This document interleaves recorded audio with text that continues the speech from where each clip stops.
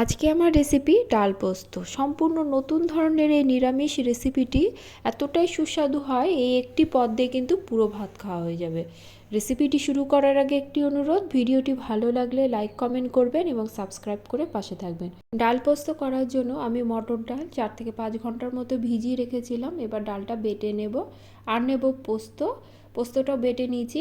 এছাড়া নিয়েছি নারকেল কোড়া। কড়াটা বসিয়ে দিয়ে দেব সর্ষের তেল। রান্নাটি কিন্তু সর্ষের তেলেই হবে।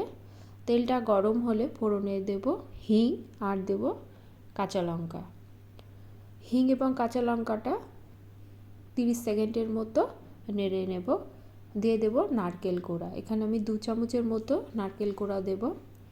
নারকেলের কালারটা পাল্টে যাওয়া পর্যন্ত, অর্থাৎ হালকা লাল রং হওয়া পর্যন্ত আমি নারকেলটা ভেজে নেব।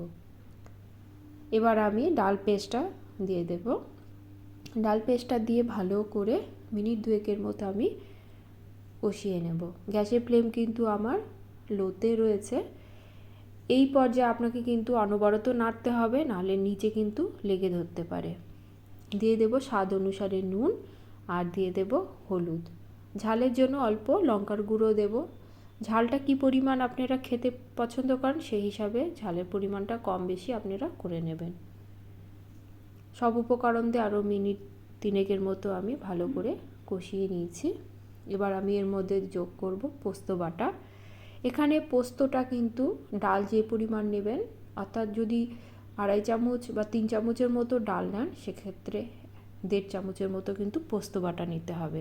পোস্ততে কাপড় করলে কিন্তু টেস্টটা ভালো আসবে না।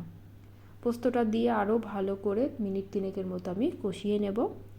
স্বাদের জন্য দিয়ে দেব অল্প পরিমাণে চিনি। চিনিটা দিলে এই ডাল পোস্তের টেস্টটা কিন্তু অপূর্ব হয়। ভালো করে কষিয়ে নেব। কড়া থেকে ছেড়ে আসা পর্যন্ত কিন্তু আমাকে ডালটা কষিয়ে নিতে হবে। প্রথম অবস্থায় কিন্তু লেগে ধরতে পারে, সেই জন্য গ্যাসের ফ্লেমটা লোতে দিয়ে ধীরে ধীরে ডালটা কষিয়ে নেবেন। কড়া থেকে যখন ছেড়ে আসবে তখন আমি এর মধ্যে দিয়ে দেবো ঝালের জন্য আরও 2 কাঁচা লঙ্কা আর দিয়ে দেবো বেশ কিছুটা নারকেল কোড়া। আবারও ভালো করে মিনিট 5 আমি কষিয়ে নেব।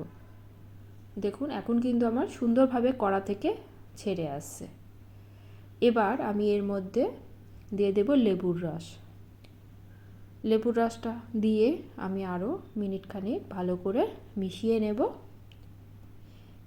মিশিয়ে নিলেই এই ডাল পোস্ত কিন্তু রেডি। গরম ভাতে পরিবেশন করুন। এই একটি পদ দিয়ে কিন্তু পুরো ভাত খাওয়া হয়ে যাবে। রেসিপিটি ভালো লাগলে বাড়িতে তৈরি করার অনুরোধ রইল এবং কমেন্টে কিন্তু অবশ্যই জানাবেন। আজ তাহলে এই পর্যন্তই। সকলে ভালো থাকবেন। ধন্যবাদ।